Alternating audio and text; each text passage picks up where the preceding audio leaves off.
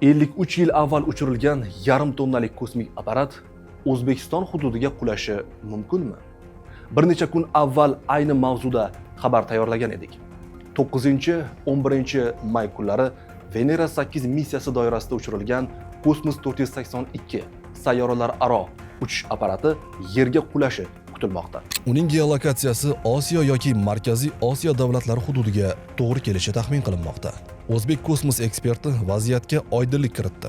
1972-yil 31-mart sanasida sobiq ittifoq tomonidan fazoga uchirilgan kosmik apparat yakuniy bosqichi muvaffaqiyatsiz ishlash oqibatida Yer orbitasida qolib ketgan. O'zbek kosmos agentligi Kosmos 482 ning qayerga qulashini aniqlash biroz mushkul ekanini ma'lum qildi. Uning O'zbekiston hududiga tushish ehtimoli esa 0.3–0.5% oralig'ida baholanmoqda.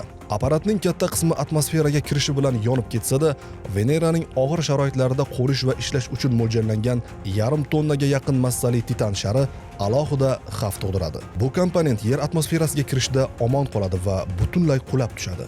Parashyuti borligiga qaramay, koinotda 53 yil bo'lgandan so'ng u ishlamay qolishi mumkin. Yerga urilish tezligi esa soatiga 500 km gacha yetishi kutilmoqda.